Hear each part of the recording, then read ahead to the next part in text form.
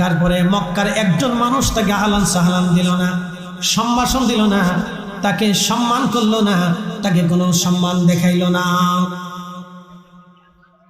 বাচ্চা হুমায়রি ডাক দিলেন, উজির কারণ কি? একটা লোক আমাদেরকে সম্মান করলো না, সম্মান দিল না, কোন কারণে বলো? হুমায়রি বাচ্চা মক্কাতে আসার পরে একটা লোক তাকে সম্মান দিল না। হুমায়রি বাদশাহ উজিরকে বলেন, উজিরের ব্যাপার কি? একটা লোক সম্মান দিল না, কারণ কি? উজির ডাকতে বলেন, বাদশাহ এই যে এখানে একটা ঘর আপনি দেখতেছেন, এটার নাম হলো বাক্কা। কি নাম ছিল? মক্কা না, কিন্তু আগে নাম ছিল বাক্কা। বাক্কা করলে সবাই চিনত। ইন্না আউয়ালা বাইতিন উদিআ লিন-নাসি লাল্লাযী বিবাক্কাতা মুবারাকান হুদাল লিল আলামিন।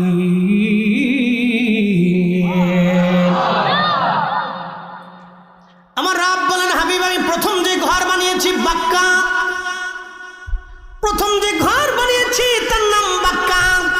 তামাম সৃষ্টির জন্য এটা হেদায়েতের কেন্দ্রবিন্দু। এজন্য সমস্ত মসজিদের মা হলো কাবা। হুমায়রি বাদশা বলতেছে, বলো কি এই ঘর এত দামি নাকি? বলে হ্যাঁ, এই ঘর বাক্কা। সারা পৃথিবীর মানুষ এসে এই বাক্কা এসে তাওয়াফ করে, এখানে হজ আদায় করে, নামাজ পড়ে, এখানে তারা দোয়া করে। হুমায়রি বাদশা বললেন, তাহলে এই বাক্কা ঘর আমি রাখবো না, এটা ভেঙে ফেলে দিব। যখন এই নিয়ত করলেন, আমার রব তার উপরে গজব আল্লাহ নাজিল করলেন। তার একটা রোগ হলো, তার পেশাবের রাস্তা দিয়ে পেশাব করার সময় রক্ত বের হয়, পুজ বের হয়। একসাথে বলবেন আল্লাহু আকবার। গজব কার? পেশাবের রাস্তা দিয়ে রক্ত বের হয়, পুজ বের হয়। আবার চোখের কোনা দিয়ে, কানের ভিতর দিয়া, পায়খানার রাস্তা দিয়া তার রক্ত পুজ বের হতে লাগলো, গন্ধ ছড়াই গেল। গন্ধের কারণে মানুষ যেতে পারে না। খোদাই গজব। বড় বড় আলেম ওলামা, পাদ্রী, গণক যারা ছিল ওই সময় দার্শনিক, তাদেরকে ডাকা হলো। রক্ত পুজগুলি পরীক্ষা করে তারা বললো, বাচ্চা সর্বনাশ হয়ে গেছে। এই গজবটা, এই রোগটা দুনিয়ার কোনো রোগ না, এটা আসমানি রোগ। আপনার অনেক বড় সমস্যা হয়ে গেছে বাচ্চা, সর্বনাশ হয়ে গেল বাচ্চা। আপনি দ্রুত গতিতে কোনো বদ নিয়ত করেছেন, এই বদ নিয়তের কারণে আল্লাহ আপনার উপরে বেজার হয়ে গেছে। আপনি তাড়াতাড়ি করে আপনি বদ নিয়ত থেকে তওবা করেন। তওবা না করা পর্যন্ত এই রোগ কখনো সারবে না। পৃথিবীর কোনো ওষুধে এই রোগের শেফা নাই। একসাথে বলবেন আল্লাহু আকবার। এই জন্য একটা কথা মনে রাখবেন, সারা পৃথিবীতে মহাযুদ্ধ হবে কিন্তু কাবায় কেউ ঢুকতে পারবে না। সারা পৃথিবীতে মহাযুদ্ধ হবে কিন্তু কেউ মদিনাতে ঢুকতে পারবে না, এটা মনে রাখবেন। সারা পৃথিবীতে মহাযুদ্ধ হবে, শুধু যুদ্ধ না। সহিহ বুখারীর কিতাবুল ফিতানি রাসূল করিম বলছেন, বর্তমান যে ফরাত নদী দেখতেছেন, এই ফরাত নদীর পানি শুকিয়ে যাবে। পৃথিবীতে দুইটা নদী সরাসরি জান্নাত থেকে, একটা ফরাত নদী আর একটা নীল নদী। ফরাত নদী, নীল নদী। পৃথিবীতে কখনো এই নদী কখনো শুকায় না। পদ্মা, মেঘনা, যমুনা শুকিয়ে যাবে কিন্তু ফরাত কখনো শুকাবে না, নীল কখনো শুকাবে না। অথচ মরুভূমির ভিতর দিয়ে নদী এসে গেছে। এই দুই নদী কখনো শুকাবে না, কিন্তু কিয়ামতের আগে ফরাত শুকিয়ে যাবে। নদীর ভিতরে স্বর্ণের পাহাড় ভেসে উঠবে। ওই স্বর্ণকে কেন্দ্র করে যুদ্ধ শুরু হবে। সারা পৃথিবীতে যুদ্ধ ছড়িয়ে যাবে। প্রত্যেক 100 জনে 99 জন মারা যাবে, একজন বেঁচে থাকবে। যারা বেঁচে থাকবে তারা পাক্কা ঈমানদার। কয়জন মারা যাবে? 99 জন। যুদ্ধ করতে করতে শেষ, মহাযুদ্ধ হবে। কিন্তু মক্কা এবং মদিনাতে যুদ্ধ ছড়াবে না। এটাকে আল্লাহ নিরাপদ রাখবে, ফেরেশতা দিয়ে পাহারা দিবে। একসাথে বলা যাবে না আল্লাহু আকবার। এই দুইটা জায়গাকে আল্লাহ নিরাপদ রাখবে, ফেরেশতা দিয়ে পাহারা দিবে। বলেন, রসুলের কথা কোনোটা মিথ্যা হয়েছে? আগামীতে হওয়ার সম্ভাবনা আছে নাকি? সাদাকাল্লাহুল মাওলানাল আযীম। আল্লাহ সত্য বলেছেন, ওয়া সাদাকা রাসূলুহুন নবিয়্যুল কারীম। রাসূল সত্য বলেছেন।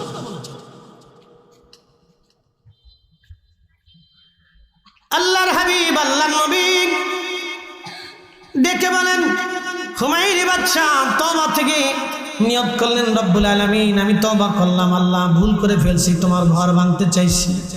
আল্লাহ তোমার ঘর তো ভাঙবই না, তোমার ঘরের খেদমত হিসেবে প্রত্যেকটা বাসিন্দাকে আমি 7টা করে স্বর্ণ মুদ্রা দিয়ে যাব, আর তোমার ঘরের মধ্যে আমি গিলাফ চড়াবো। গিলাফ, এই যে কাবাতে গিলাফ দেখেন না, উনি প্রথম গিলাফ চড়িয়েছেন, এর আগে কোনো গিলাফ ছিল না। এই গিলাফের ইতিহাস আজকে শুনাইতেছি।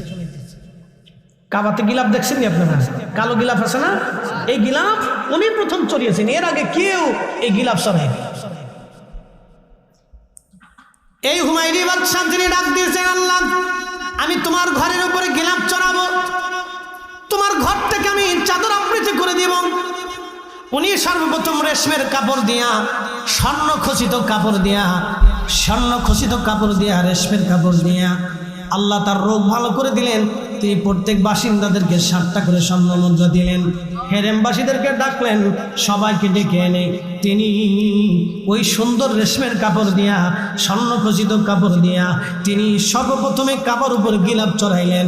একবার জোরে বলা যাবে কি মারহাবা। গিলাফ তিনি চড়াইলেন।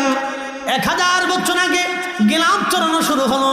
এই যে গিলাফ চড়ানো শুরু হলো, আর কোনোদিন গিলাফ থেকে কাবাকে মুক্ত করা হয় নাই, ওই গিলাফে কাবাকে আবৃত রাখা হয়েছে। ওই কাবার গিলাফের ইতিহাসটা আপনাদের কাছে শোনাই, ভালো করে শুনে যাবেন। এই গিলাফ চালু হয়ে আল্লাহ তার রোগ ভালো করে দিলেন। তিনি হেরেম থেকে রওনা দিয়ে মদিনাতে গেলেন, বর্তমান ইয়াসরিব, বর্তমান মদিনা, আগে নাম ছিল ইয়াসরিব। যখন এইখানে গেলেন, ছেলে হত্যার প্রতিশোধ তিনি নেবেন, সাথে লক্ষ লক্ষ সৈন্য সামন্ত লোক লস্কর নিয়ে তিনি বিরাট বাহিনী নিয়ে মদিনার উপরে ঝাঁপিয়ে পড়লেন, ইয়াসরিবের উপরে ঝাঁপিয়ে পড়লেন, ঘিরে ফেললেন। প্রত্যেকটা ইয়াসরিববাসীকে তিনি হত্যা করে ফেললেন। ঠিক এমন সময় ওই বড় বড় পাদ্রী যারা ছিল, আলেম ওলামা, তৎকালীন জমানায় বড় বড় ধর্মগুরু যারা ছিলেন, তারা বাদশার কাছে এসে বললেন, বাদশাহ সর্বনাশ, আপনি শহরের বাসিন্দাদেরকে হত্যা করবেন না, আপনি শহরের বাসিন্দাদের, কারণ তাওরাত জবুর ইনজিলে যতগুলি কিতাব আছে আসমানি, তখনও ইনজিল শরীফ আসে নাই।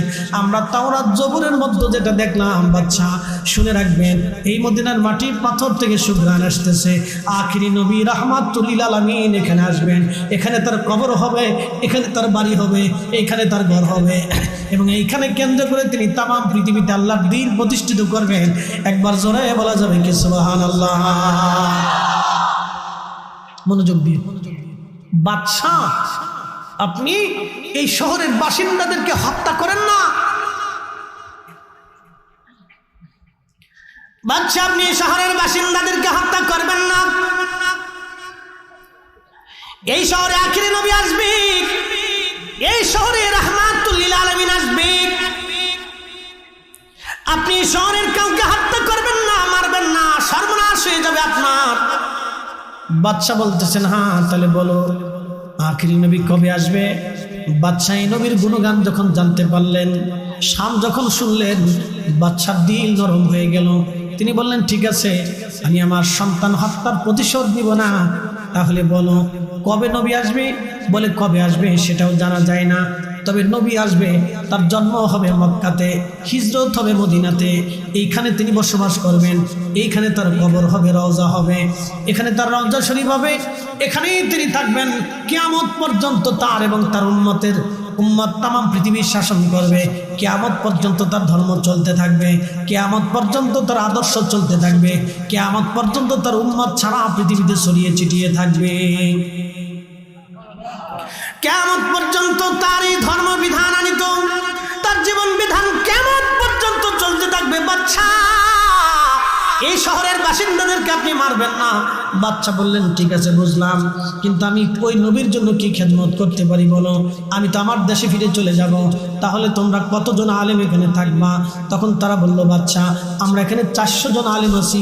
বাদশা বললেন, তোমাদের 400 জনের জন্য 400টা বাড়ি আমি আমার অর্থায়নে বাড়ি নির্মাণ করে দিব, আর আখিরি নবী যেহেতু হিজরত করে আসবে, আমি ওই নবীর জন্য একটা বাড়ি বানায় রাখবো। আল্লাহু আকবার। বাদশা আল হুমায়রি তুব্বা বাদশা তিনি সুন্দর করে 400 আলেমের জন্য 400টা বাড়ি বানাইলেন। 400 আলেমের জন্য 400টা বাড়ি হলো। সর্বশেষ আমার রাসূলের জন্য একটা বাড়ি নির্মাণ করলেন। তিনি একটা চিঠি লিখলেন, ইয়া রাসূলুল্লাহ ইয়ামানের হুমায়রি বংশের তুব্বা আল হুমায়রি আমি বলতেছি নবীজি আমার পক্ষ থেকে আপনাকে সালাম। আমি শুনছি আপনি দুনিয়াতে আসবেন, এইখানে আপনার বাসস্থান হবে, এইখানে আপনার হিজরত হবে, এইখানে আপনার কবর হবে, আপনার আনিত ধর্মবিধান আপনি জমিনে প্রচার করবেন। হুজুর আমি আপনার জন্য একটা বাড়ি নির্মাণ করেছি, আমার পক্ষ থেকে সালাম গ্রহণ করবেন, আর আমি আপনার উপরে ঈমান এনেছি, আপনি দয়া করে আমাকে উম্মত হিসেবে কবুল করে নেবেন। কিয়ামতের ময়দানে আপনি আমাকে সুপারিশ করবেন। একবার জোরে বলা যাবে কি আল্লাহু আকবার? শুধু নাম শুনেই ভালোবেসে ফেলছে, শুধু নাম শুনেই মহব্বত করে ফেলছে, আর আমরা উম্মত হয়েও ভালোবাসতে পারছি না। কি ব্যর্থতা আমাদের, চিন্তা করেন তো। এত বড় বাচ্চা নাম শোনার সাথে সাথেই মহব্বত করে ফেলছে। শুধু মহব্বত করেই নাই, রসুলের জন্য বাড়ি নির্মাণ করছে, আলেমদের থাকার জন্য জায়গা করে দিচ্ছে। সে এতগুলি আলেমকে সম্মান করছে। তৎকালীন সময়ে মূসা আলাইহিস সালামের ধর্মের বিধানের উপরে যারা আলেম ছিল তাদেরকে সে সম্মান করছে। এই আলেমদেরকে বাড়ি বানিয়ে দিল। বাড়ি বানিয়ে দেওয়ার পরে বাদশা হুমায়ুন তিনি চলে গেলেন, চিঠিটা রেখে গেলেন। প্রধান যে আলেম ছিল তার হাতে দিয়ে বললেন, আল্লাহর বান্দা, যদি আপনার সময় রসুল আসে তাহলে চিঠিটা আপনি আল্লাহ রসুলের কাছে পৌঁছাবেন। যদি আপনার সময় না আসে আপনি সন্তানকে ওসিয়ত করবেন, সে যেন তার সন্তানকে ওসিয়ত করে, সে যেন তার সন্তানকে ওসিয়ত করে, সে যেন তার সন্তানকে ওসিয়ত করে। এইভাবে ওসিয়তের ভিত্তিতে যেন আমার এই চিঠিটা রসুলের কদম মোবারক পর্যন্ত যেন পৌঁছায়, আপনি দয়া করে আমাকে এই ব্যবস্থাটা করে দিয়ে যাবেন। আল্লাহু আকবার। আমার নবীজি হিজরত করে মদিনার দিকে যাচ্ছেন। এ শুনে রাখেন, মদিনার মানুষ কিন্তু তখন রসুল দেখে নাই, নবী দেখে নাই, কিন্তু মদিনার মানুষরা মদিনার উপকণ্ঠে এসে রসুলের জন্য দাঁড়ায় রয়েছে, অপেক্ষা করতেছে। দিন যায় রাত আসে, রাত যায় দিন আসে, দিন যায় রাত আসে, রাত যায় দিন আসে, দিন যায় রাত আসে, দিন যায় রাত আসে, রাত যায় দিন আসে। এইভাবে অপেক্ষা করতে করতে করতে করতে করতে করতে একদিন দেখতেছে আল্লাহর নবী উটের পিঠের উপরে সানিয়া পর্বতের পাদদেশ দিয়ে নবী হেঁটে হেঁটে হেঁটে হেঁটে মদিনার দিকে যাচ্ছে। ঠিক তখনই মদিনার বাচ্চারা খেজুরের পাতার খেজুরের ডাল ভেঙ্গে এই খেজুরের ডালগুলি হাতের মধ্যে নিয়ে লাড়াচ্ছিল আর বলতেছিল, তালা আল বাদরু আলাইনা মিন সানি বাতিল বেদা ওয়াজাবা শুকরু আলাইনা মাদআ লিল্লাহি দা। একসাথে বলা যাবে মারহাবা। ওরা কি জীবনে রসুল দেখেছিল? কিন্তু রসুলের মহব্বতে দিল উজাড় হয়ে গেল। কারণটা কি? মক্কার মানুষ নবী দেখলো কিন্তু সবাই মানতে পারেনি, আর মদিনার মানুষরা রসুলের জন্য পাগল হয়ে গেল, নবী আসবে, অথচ রসুল দেখেই নাই, নবী দেখেই নাই।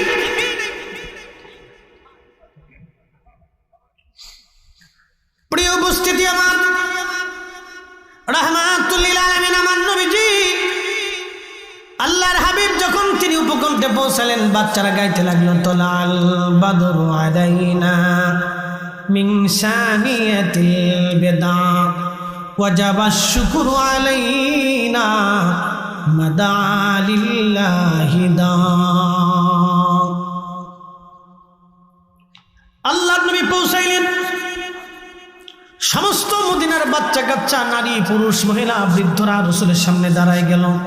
খুব আনন্দিত হই হুল্লা লেগে গেল মদিনায়। ঈদের চেয়ে বেশি আনন্দ, মদিনার রাস্তাঘাট বাড়িঘর পরিষ্কার হয়ে গেল। বাচ্চারা এসে বলতেছি, ইয়া রাসূলুল্লাহ, আপনি আমাদের বাড়ি আসেন, আমাদের বাড়ি আমার মা পরিষ্কার করে রাখছে, আপনি আমাদের বাড়ি থাকবেন। ওই বাচ্চা বলে আমাদের বাড়ি আসেন, ওই বাচ্চা বলে আমাদের বাড়ি আসেন, ওই যুবক বলে আমাদের বাড়ি আসেন, ওই বৃদ্ধ বলে আমাদের বাড়ি আসেন। সবাই বলতেছি, ইয়া রাসূলুল্লাহ, আপনি আমাদের বাড়ি আসেন, আপনি আমাদের মেহমান হন, আপনি আমাদের বাড়ির মেহমান হন, আপনি আমাদের মেহমান হন, আমরা জান মাল দিয়ে আপনার সেবা করব। একসাথে বলেন, জোরে বলেন। এই জন্য সারা পৃথিবীর মানুষ একরকম, মদিনার মানুষ আর একরকম। আপনি যদি দেখেন মদিনার মানুষ মেহমান প্রিয়, খুব মেহমান প্রিয়, হাজিদেরকে এরা বেশি খেদমত করে, বিরাট মেহমান প্রিয়, শরীফ ভদ্র নম্র, এত বিরাট। আপনি সারা পৃথিবীতে মদিনার মানুষের মতো ভদ্র মানুষ কোথাও খুঁজে পাবেন, পৃথিবীর কোথাও খুঁজে পাবেন না। আপনি সারা পৃথিবী তন্ন তন্ন করে খুঁজবেন, মদিনার বাচ্চাদের মতো এত ভদ্র বাচ্চা পৃথিবীর কোথাও পাবেন না।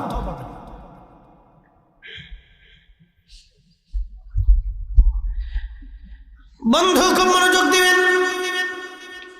প্রিয় নবী ডাক দিয়ে বললেন, সাহাবীরা আমি কার বাড়ি যাব কে বেজার হবে না, আমি আমার উট ছেড়ে দিলাম, আমার উট যার বাড়ি যাবে আমি রাসূল তার বাড়ি থাকবো। বলবেন না মারহাবা। উট ছেড়ে দিছে, উট ছেড়ে দিছে। উটের নাম কাসমা। হেঁটে হেঁটে হেঁটে হেঁটে যায়। আল্লাহ নবী বলতেছিলেন আমার সাহাবীরা, আরে তোমরা শোনো, জিবরাইল আমিনরা আমার আল্লাহ পাঠাই দিয়ে বলেন উটের কান ধরে নিয়ে যাবা আইয়ুব আনসারীর বাড়ি, ওইখানে নিয়ে তারে বসাইবা। সুবহানাল্লাহ। জিবরাইল আলাইহিস সালাম উটের কান ধরে, কাসওয়ার কান ধরে নিয়ে হযরত আইয়ুব আনসারী রাদিয়াল্লাহু আনহু বাড়ির সামনে বসাই দিয়েছে। ওই বাড়িতেই সেই 1000 বছর আগে বাদশা নির্মাণ করেছে। একসাথে বলেন আল্লাহু আকবার। আরেকটু জোরে। এই জন্য কথা বলে, কথা বলে, রক্ত কথা বলে, রক্ত কথা বলে, কথা বলে। সেই 400 আলেম যারা ছিল ইশকে রাসূলের মহব্বতে, তাদের রক্ত তখন পৃথিবীতে ছড়িয়ে ছিটিয়ে সারা মদিনাতে ছড়িয়ে গেছে। তারা এসে বলতেছে ইয়া রাসূলুল্লাহ, আপনি আমাদের কাছে আসেন। আল্লাহ নবীকে আইয়ুব আনসারী রাদিয়াল্লাহু আনহু সম্মাসন দিলেন। এই মিসকিনের ঘরে রাহমাতুল্লিল আলাইহি, ওনার ঘরটা ছিল দ্বিতল বিশিষ্ট, 2 তলা বিশিষ্ট। শুনে যাবেন, ঘরটা 2 তলা বিশিষ্ট ছিল। আল্লাহ রাসূল তাকে, নবীজি তাকে, আইয়ুব আনসারী নবীজিকে সম্মাসন করে ঘরে নিয়ে গেলেন। রাসূল বলেন আইয়ুব আনসারী তুমি উপরে যাও, আমি নিচে থাকি। বলে সাহাবীরা আসবে, সবাই আসলে দেখা সাক্ষাৎ হবে, উপরে যাইতে তো কষ্ট হবে, এত তার আধুনিক বিল্ডিং ছিল না, তো উপরে যাইতে আমার সাহাবীদের সাথে কথাবার্তা বলতে আমার কষ্ট হবে, তারপর তাদেরও কষ্ট হবে, অতএব তুমি ওই এই উপরে যাও, আমি নিচে থাকি। প্রিয় রাসূলের কাছে তিনি চিঠিখানা পৌঁছাইলেন। একসাথে বলবেন না মারহাবা। আল্লাহ নবী চিঠিখানা পড়লেন, পড়ার পরে বললেন নেক বক্স বাদশা হুমায়রিকে আমি কবুল করে নিলাম। একসাথে বলবেন আল্লাহু আকবার। নেককার বাদশাকে আমি কবুল করে নিলাম। নেককার বাদশা যে আমাকে সম্মান দেখিয়েছে, আমার কথা শুনে, আমার ইজ্জত দেখিয়ে তার নিজের সন্তানকে যারা মানলো তাদের প্রতিশোধ সে নেয়, বরং ছাড় ওই জায়গাকে সমৃদ্ধ করে থাকার ব্যবস্থা করে দিয়েছে, আমি তাকে মঞ্জুর করে দিলাম। সেই বাদশার বংশধর, সেই আলেমদের বংশধর ছিলেন হযরত আইয়ুব আনসারী রাদিয়াল্লাহু আনহু। রাসূলকে পাওয়ার পরে পাগল পড়া হয়ে গেল। রাসূল আমার মেহমান, উপরে গেছে, শুনে যান তার জীবনে, উপরে গেছে।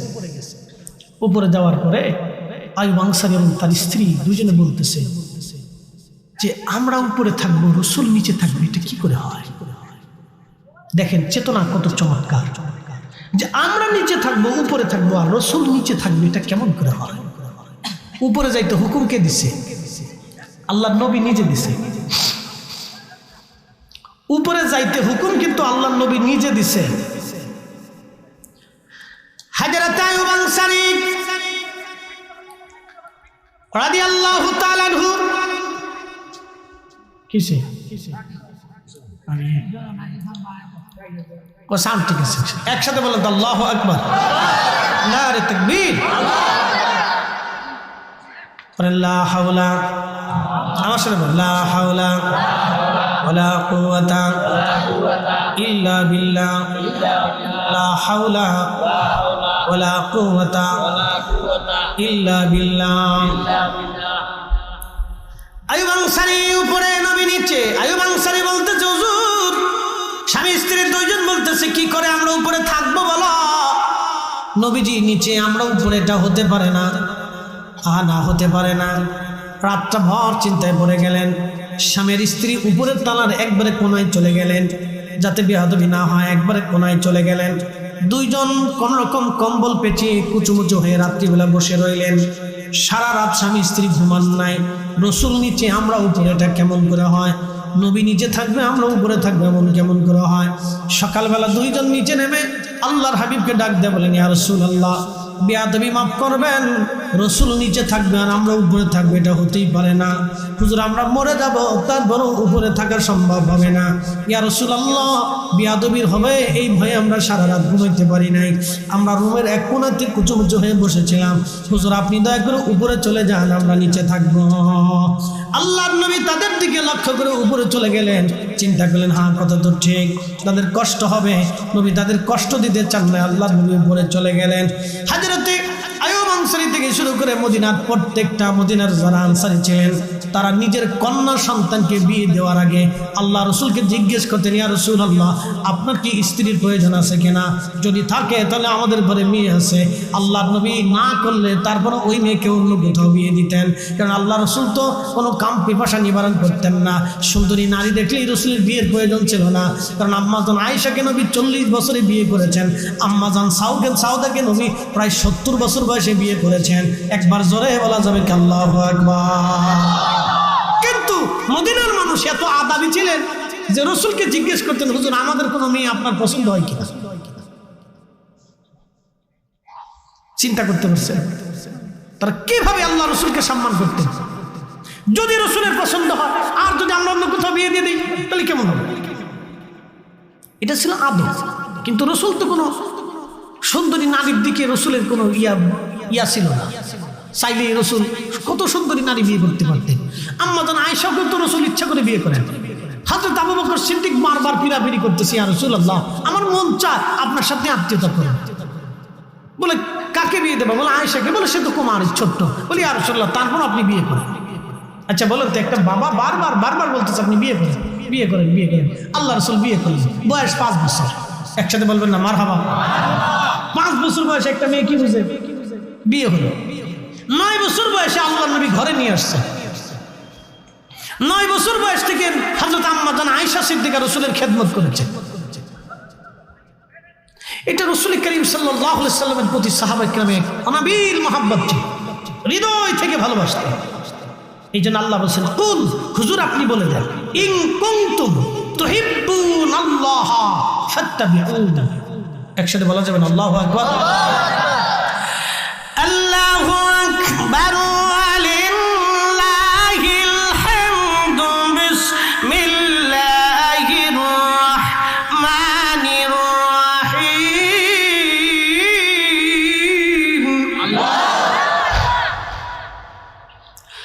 কুল ইন কুনতুম তুহিব্বুনাল্লাহ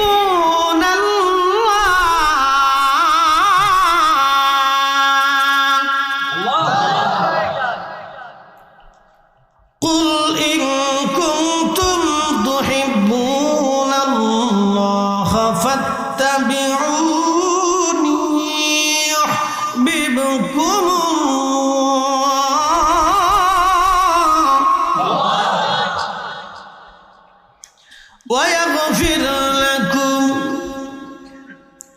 ويغفر لكم ذنوبكم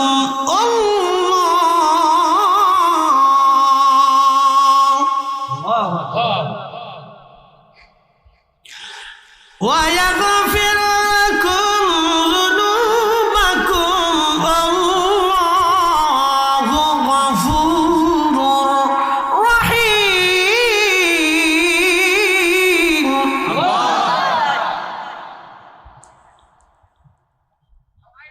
আল্লাহ ডাক দিয়ে বলেন, কুল হুজুর আপনি বলে দেন, ইন কুনতুম তুহিব্বুনাল্লাহ, কেউ যদি আল্লাহকে ভালোবাসতে চায়। কি চমৎকার কথা! আল্লাহকে কেউ যদি ভালোবাসতে চায়, কেউ যদি বলে আমি আল্লাহকে ভালোবাসি, হুজুর আপনি বলে দেন ফাত্তাবিউনি, সেজন্য আপনি নবীর ইত্তেবা করে অনুসরণ করে। অনুসরণটা দিলের মহব্বত থেকে আসে, মহব্বত থেকে আসে, ভালোবাসা থেকে অনুসরণ আসে। এই ভালোবাসাটা 2 ধরনের, একটা হলো মহব্বতের সিফাতি আর একটা মহব্বতের জাতি। মহব্বতের জাতি মদিনার মানুষ করতেন, সিফাতি তো ছিলই। জাতি মহব্বত করার কারণে আল্লাহর নবীর জন্য সাহাবীরা জীবন উৎসর্গ করে দিতেন।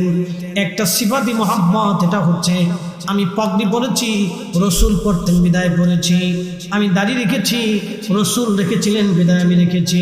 আমি ঢিলে ঢোলা পোশাক পরেছি, রসুল পরেছিলেন বিদায় আমরা পরেছি। আমরা ডান হাতে খাবার খাই, খ্রিস্টানরা বাম হাতে খাবার খাই। আল্লাহর নবী ডান হাতে খানা খেয়েছিলেন বিদায় আমরা খাই। নবীজি খাবার পরে আঙ্গুল চেটেছিলেন বিদায় আমরা এখনো চাটি। তিনি বাসন চেটে খেয়েছেন বিদায় আমরা চেটে খাই। আল্লাহর নবী দস্তরখানা বিছাইছিলেন বিদায় আমরা বিছাই। প্রিয় নবীর সুন্নতগুলি আমরা বেছে বেছে মেনে মেনে চলি, কারণ রসুল করেছেন আমরা করি। এটা মুহাব্বতের সিফাতি। আর একটা মহাব্বত আছে মহাব্বতের জাতি। মহাব্বতের জাতির সিফাতের বেলায় নবী বলছেন, মান আহাব্বা সুন্নতি, কেউ যদি আমার আদর্শকে মহাব্বত করে, ফাকাদ আহাব্বানি, সে আমাকে মহাব্বত করলো। ওমান আহাব্বানি কানা মাই ফিল জান্নাহ, যে আমাকে ভালোবাসলো সে আমার সঙ্গে আল্লাহর জান্নাতে চলে গেল। একবার জোরে বলা যাবে কি সুবহানাল্লাহ। আরেকটা মহাব্বত, মহাব্বতের জাতি। লা ইউমিন লা ইউমিন লা ইউমিন, ইমানদার তুমি হবে না হাত্তা আকুনা হাব্বা ইলাইহি মি ওয়ালিদিহি ওয়া বালাদিহি ওয়ান নাস আজমাইন। ছেলে সন্তান পিতা মাতা দুনিয়ার সব ব্যক্তির চাইতে আমি রাসূলকে যদি ভালোবাসতে না পারো তাহলে তুমি ইমানদার হবে না, ইমানদার হবে না। খুব মনোযোগ দিয়ে কথা শুনবেন। আল্লাহ রাব্বুল আলামিন কোরআনুল কারীম, আমার রব আমাদেরকে শিক্ষা দিলেন, ও আমার বান্দারা তোমাদের বংশ বিস্তার করলাম কিভাবে? মিন সুলালাতিন মিন মাইন মাহিন, মানুষের নির্গত নির্যাস এক ধরনের বিশেষ পানি। এখান থেকে আমি আল্লাহ রাব্বুল আলামিন তোমাদের বংশ বিস্তার করলাম। আপনার মা ছিল, বাবা ছিল, দাদা ছিল, তারপর দাদা ছিল, এরপরে আপনি এসেছেন, আপনার পরে আপনার সন্তান, তারপরে তার সন্তান, তারপরে তার সন্তান, আপনার ভাতিজা ভাগিনা, আপনার আত্মীয় স্বজন, আপনার প্রতিবেশী, আপনার গ্রামবাসী। এই যে বংশ বিস্তার আমি আল্লাহ করলাম মানুষের শরীর থেকে নির্গত একটা বিশেষ পানি। এই পানি থেকে বাবা এবং মা দুইজনের পানিটাকে, বাবার পৃষ্ঠদেশ থেকে পানিটা আসে আর মায়ের বক্ষদেশ থেকে পানিটা আসে। এই দুইটা পানিটাকে আমি আল্লাহ মায়ের রেহেমে আধারে জঠরে জরের ভিতরে আমি এক জায়গা করলাম। এক জায়গা করে দুইটা পানিটাকে আমি আল্লাহ রিফাইন করলাম। আল্লাহর নবী বলতেছেন, আয়াতের তাফসীর ইবনুল কাসির, ইমাম ইবনুল কাসির লেখেন, আল্লাহর হাবিব বলতেছেন 40 দিন পর্যন্ত আল্লাহ মায়ের রেহেমের ভিতরে এই পানিটাকে আমার আল্লাহ রিফাইন করতে থাকেন। 40 দিন রিফাইন করার পরে এই পানিটা রক্তপিণ্ডে পরিণত হয়। এরপরে আরো 40 দিন ওই রক্তপিণ্ডটাকে আল্লাহ রিফাইন করতে থাকেন।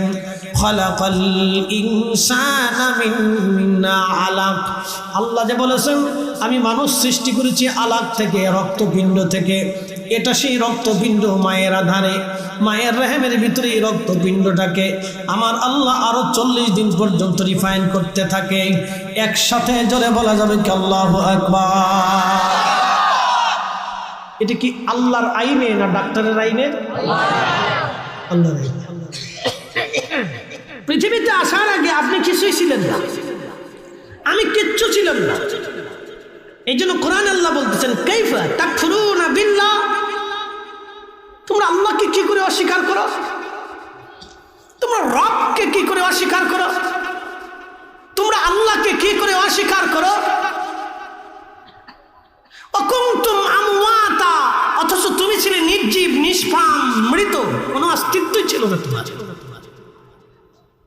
তুমি তো কিচ্ছু ছিলে না, তুমি মৃত ছিলে, নির্জীব ছিলে, নিষ্প্রাণ ছিলে, কোনো অস্তিত্বই তোমার ছিল না। আমি রব তোমাকে একজন পুরুষ এবং নারীর মাধ্যমে আমি তোমাকে অস্তিত্ব দিয়েছি। তোমাকে আমি নিজে রব অস্তিত্ব দিয়েছি। তুমি আমি আল্লাহর অস্তিত্ব দেওয়ার আগে তুমি কিচ্ছু ছিলে না, তুমি নির্জীব ছিলে, নিষ্প্রাণ ছিলে, অস্তিত্বহীন ছিলে, তুমি কিছুই ছিলে না। আল্লাহর ফয়সালাগুলি কত চমৎকার, শুধু বুঝে যাবেন। আল্লাহর কথাগুলি কত সুন্দর, খালি বুঝে যাবেন। আল্লাহর সৃষ্টির পরিক্রমা কত সুন্দর, শুধু আপনি লক্ষ্য করবেন, তাতে আপনি আল্লাহ চিন্তা। নাগাঁওবাসী খুবই মনোযোগ দিবেন। এই যে মায়ের আধারে রেহেমে আল্লাহ আমাদেরকে রাখলেন, এই জন্য বৈবাহিক পদ্ধতিটা হতে হবে পবিত্র। এর শুরুটা যেন ইসলামী নিয়মে হয়, সুন্নতের আদলে হয়। এই জন্য ছেলেমেয়েরা বৈবাহিক বন্ধনটা যেন সুন্নতের আদলে হয়, আল্লাহর আইনে হয়। এই জন্য সর্বপ্রথমে বৈবাহিক নিয়ম পদ্ধতিটাকে মেনে নিতে হয়। সর্বপ্রথমে যখন বিয়ে শাদী হবে, এই জন্য আল্লাহর নবী বিবাহের বন্ধনটা মসজিদের ভিতরেই নবীজি বিবাহের বন্ধন করাইতেন। আল্লাহর ঘরের মধ্যে মসজিদে বিবাহ বন্ধন হতো। আচ্ছা বলেন, সবাই ছেলেমেয়ের বিবাহের জন্য যদি মসজিদে যায় অজু ছাড়া না অজু করে? জোরে বলেন। আর যদি বাহিরে প্যান্ডেলে হয় তো অধিক লোকের অজুই নাই, কেউ মুইতেও পানি লয় না। আমার দেশের অনেক কাজী আছে, আলেম ছাড়া যত কাজী আছে অধিকাংশ কাজী ভালো করে খোঁজ নিয়ে দেখবেন মুইতেও পানি লয় না। অমনি এসে বিয়ে পড়ানোর জন্য, এই বেটা যখন বিয়ে পড়াবে তখন আউযুবিল্লাহ নাই, বিসমিল্লাহ নাই। এই জন্য বৈবাহিক বন্ধনটা ছিল আল্লাহর ঘর মসজিদের ভিতরে। আল্লাহর নবী মসজিদের মধ্যে বিবাহের বন্ধনটা শুরু করেছিলেন। এই জন্য যুবকদেরকে বলবো, বিয়ে করার জন্য মসজিদটাকে তোমরা নিযুক্ত করে নেবা। তোমার বৈবাহিক শর্ত সাপেক্ষ লেখাপড়ার দোয়া খায়ের, ওটা যেন আল্লাহর ঘর মসজিদের মধ্যে হয়। আল্লাহ কবুল করুক, জোরে বলেন আমিন। এটা মসজিদে করাটা উত্তম, মসজিদে হওয়া ভালো। এরপরে মিষ্টান্ন হিসেবে নবীজি খেজুর খাওয়াইতেন। সে বিবাহের পদ্ধতিটা কত চমৎকার ছিল, দেনমোহর এত বেশি ছিল না। এখন আমরা 30 লক্ষ পর্যন্ত চলে যাই, 20 লক্ষ পর্যন্ত চলে যাই।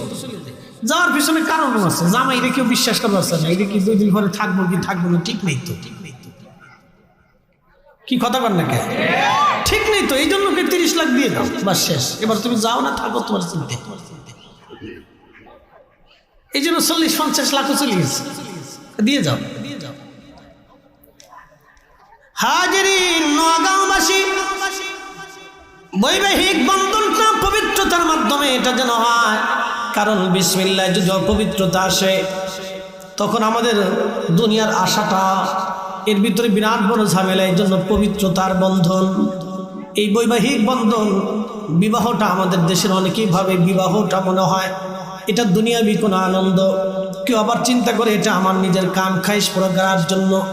না না বন্ধু, আমি আমার সবাইকে বলে যাচ্ছি, মায়ের জাতিরা, আমার বোনের জাতিরা, আপনারা যারা শুনতেছেন শুনে নেবেন। যুবক ভাইরা খুব মনোযোগ নেবেন। বিবাহটা শুধু দুনিয়াবি স্বার্থ এখানে লুকায়িত থাকে না। এই বিবাহের পিছনে আপনার বংশ, আপনার রক্ত এবং আপনার সন্তান, আপনার পরিবার, আপনার পরবর্তী নসল এখানে দৃশ্যমান থাকে। আপনার পরবর্তী নসল এখানে দৃশ্যমান থাকে। আপনার বংশ, আপনার সন্তান আসবে, নাতি আসবে, পুতি আসবে, তাদের হালাল বৈধতা এখানে দৃশ্যমান থাকে। শুধু বিবাহটা মানে শ্বশুর বাড়ি যাওয়া, আত্মীয় স্বজন খাওয়া, আনন্দ ফুর্তি করা, বিবাহটা এখানেই না। একটা পবিত্র জীবন হবে। স্ত্রী হবে আপনার অর্ধেক, আপনি স্ত্রীর অর্ধেক, স্বামী আপনার অর্ধেক, আপনি স্বামীর অর্ধেক, আপনি স্বামীর পোশাক, স্বামী আপনার পোশাক, বন্ধু স্ত্রী আপনার পোশাক, আপনি স্ত্রীর পোশাক, দুইজন দুইজনের লেবাস, দুইজন দুইজনের পোশাক। এই যে জীবনের একটা সুন্দর দৃশ্যমান অংশ, কি দৃশ্যমান? বৈবাহিক পবিত্র বন্ধন। শুনে যাবেন, ভালো করে বুঝে যাবেন। স্ত্রী মানে এটা না যে সে আপনার কাজের মেয়ে, স্ত্রী মানে এটা না যে সে আপনার বাড়ির কাজের লোক, সব কাজ সে করবে, বিষয়টি এরকম না। স্ত্রী হচ্ছে আপনার জীবনের অর্ধেক। স্ত্রী মানেই হচ্ছে আপনার পোশাক, স্ত্রী মানেই হচ্ছে আপনার সুখের দিনের সাথী, স্ত্রী মানেই হচ্ছে আপনার দুঃখের দিনের সাথী, স্ত্রী মানেই হচ্ছে আপনার সন্তানের মা, স্ত্রী মানেই হচ্ছে আপনার আগামী ভবিষ্যৎ বংশধরের বস্তু। সে আপনার বংশধর তৈরি করবে। আমাদের সমাজে যদি স্ত্রীকে এইভাবে দেখতো সবাই, তাহলে তালাক হতো না। আর মেয়েরা যদি স্বামীদেরকে এইভাবে দেখতো, তাহলে তালাক হতো না। যে দেখবেন কোর্টে আদালতে হাজার হাজার তালাক, বাংলাদেশে হাজার হাজার, শুধু বাংলাদেশে না, সারা ওয়ার্ল্ডে তালাকের সংখ্যা বেশি। সারা ওয়ার্ল্ডে তালাকের সংখ্যা বেশি। এত পরিমাণে তালাক আল্লাহর নবী বলেন, উম্মত তোমরা শুনে নাও, পৃথিবীতে তালাকের সংখ্যা বাড়বে, এটা কিয়ামতের আলামত। ৮৫টা আলামত কোনো বর্ণনায় ৭৫টা আলামতের কথা আল্লাহ নবী বলে গেছেন। তার একটা আলামত হচ্ছে তালাকের সংখ্যা এত পরিমাণে বাড়বে, শুধু তালাক আর তালাক, তালাক আর তালাক, তালাক আর তালাক।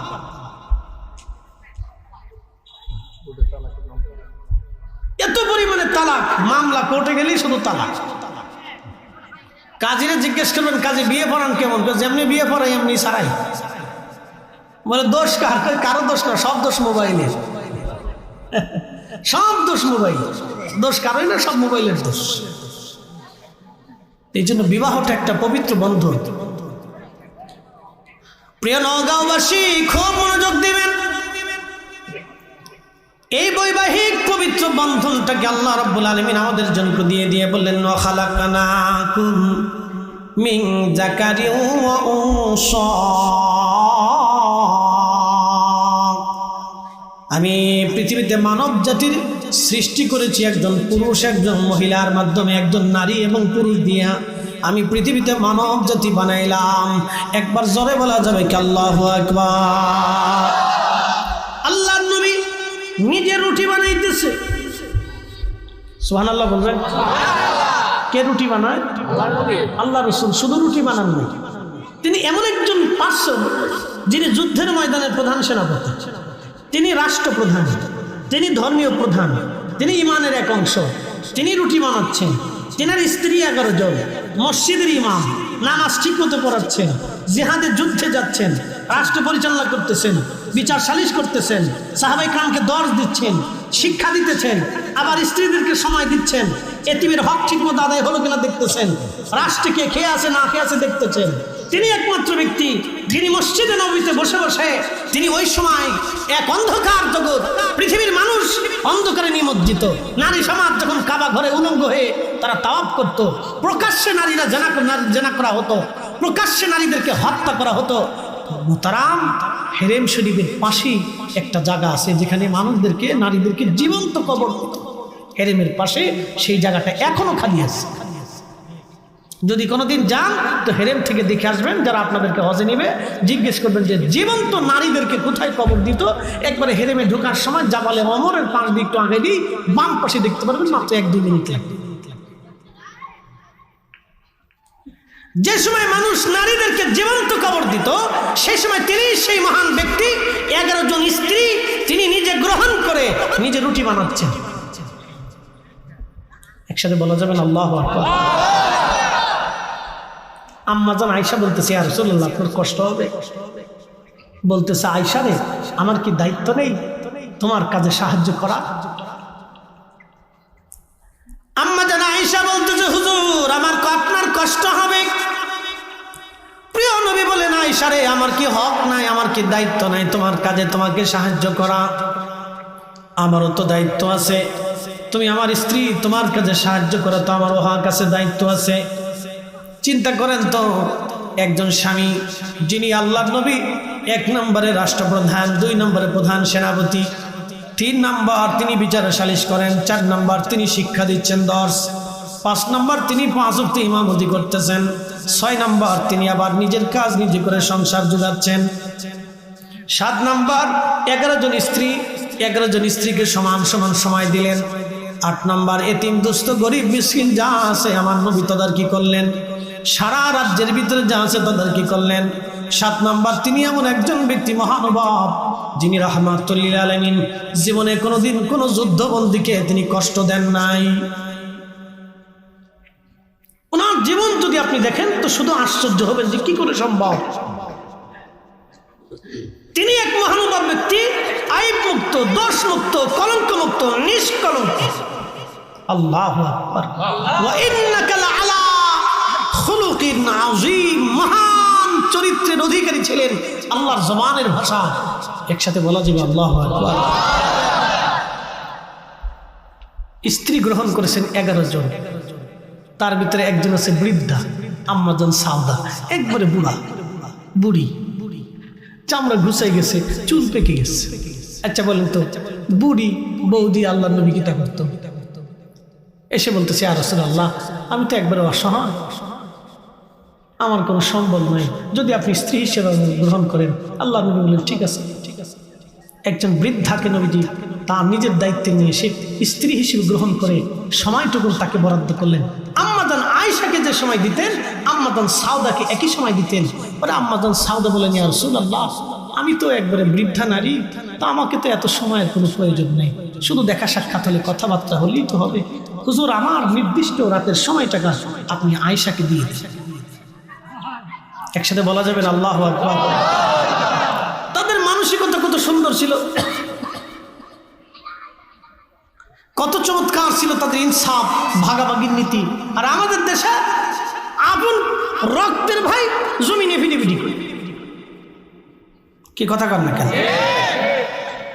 মুসলমান আমরা, এটা হওয়ার কথা ছিল মুসলমানদের জিন্দেগিতে। মুসলমানদের তো এটা হওয়ার কথা না। মুসলমান তো তাকে বলে আসলামতু লিরাব্বিল আলামিন, যিনি আল্লাহর কুদরতি কদমে নিজেকে সঁপে দেয়। মুসলিম তো সেই তার জীবনের সব কিছু আল্লাহর জন্য করে না, আল্লাহ বলেন সেই মুসলমান। একসাথে বলা যাবে না মারহাবা? সেই মুসলমান। তেলের গাড়ি তেলে চলে,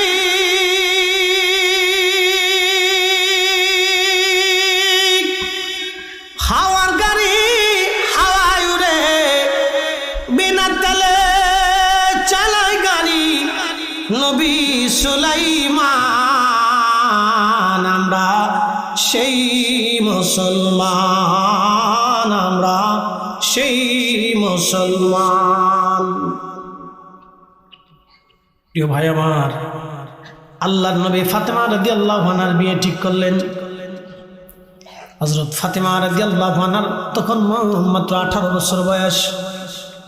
ফাতেমার বিয়ে দিলেন নবীজি 18 বছর বয়সে, আর আল্লাহর নবী নিজে বিয়ে করলেন 25 বছর বয়সে। হযরত ফাতেমার সাথে আলীর বিয়ে ঠিক হলো। ফাতেমা ঘরের এক কোণায় বসে বসে কান্না করতেছিলেন।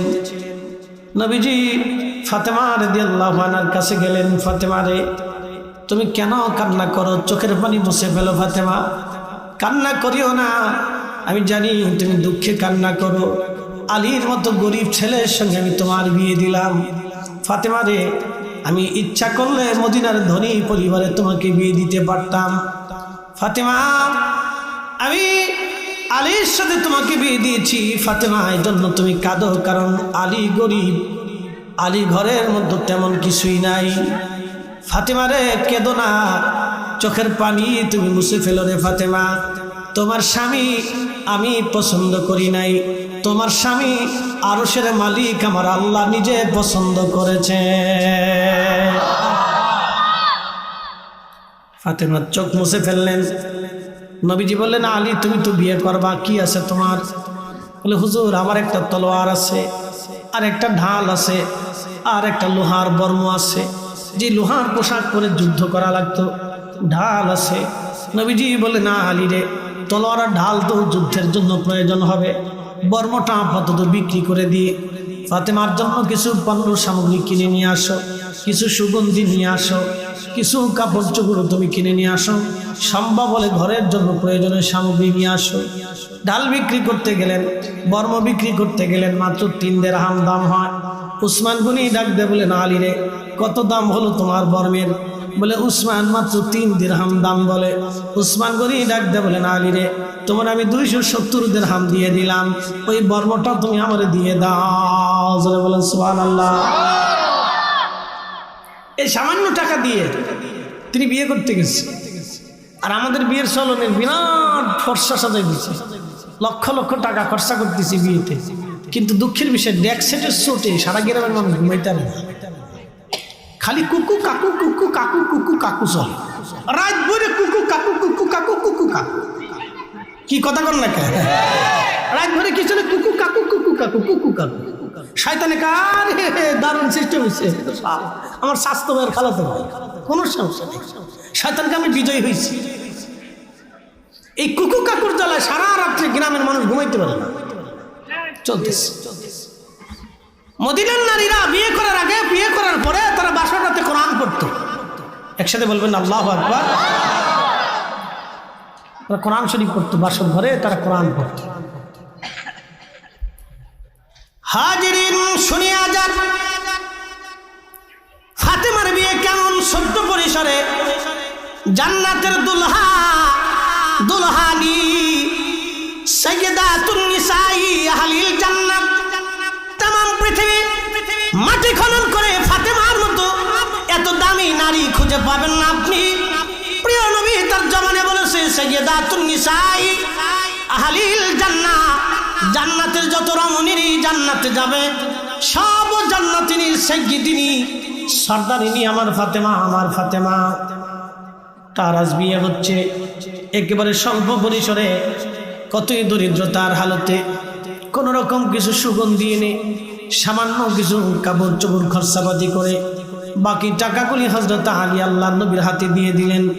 জুর বর্ম বিক্রি করে এটা পেয়েছি, কিছু কিনেছি আর কিছু আপনার হাতে দিলাম। আল্লাহর নবী কিছু টাকা আলীর হাতে দিলেন, কিছু অর্থ ফাতেমার জন্য দেনমোহর ধার্য করলেন। একসাথে বলা যাবে কি মারহাবা। যদি কোনোদিন আপনারা যান মসজিদে নববীর বাবু সালাম 7 নম্বর গেট দিয়ে আগে একটু আগে দূরে দূরে আপনি চলে যাবেন হেঁটে হেঁটে, 5 মিনিট সময় লাগতে পারে বাবু সালাম দিয়ে কোনাকুনি যদি হেঁটে চলে যান, তাহলে আপনি দেখবেন হযরত আলী রাদিয়াল্লাহু আনহুর বাড়ি মসজিদ আলী। ওটা মসজিদ বানিয়ে রাখা হয়েছে স্মৃতি সংরক্ষণ করার জন্য। ওটাই ছিল ফাতেমা রাদিয়াল্লাহু আনহার বাড়ি। ওইখানে ফাতেমা আলীকে নিয়ে বসবাস করতেন। একটা ছোট্ট খাট ছিল, এই খাটটা তেমন কোনো মজবুত না, দামি কোনো খাট না, একটা সামান্য চৌকির মতো খাট। এটার উপরে কোনো রকম কুন্ডা মাদুর বিছিয়ে থাকতেন। একটা কম্বল ছিল, পায়ে ঢাকলে মাথা বের হতো, মাথা ঢাকলে পা বের হয়ে যাইত। দুঃখের সংসারে হযরত আলী কোনোদিন খাবার আনতে পারতেন, কোনোদিন আনতে পারতেন না।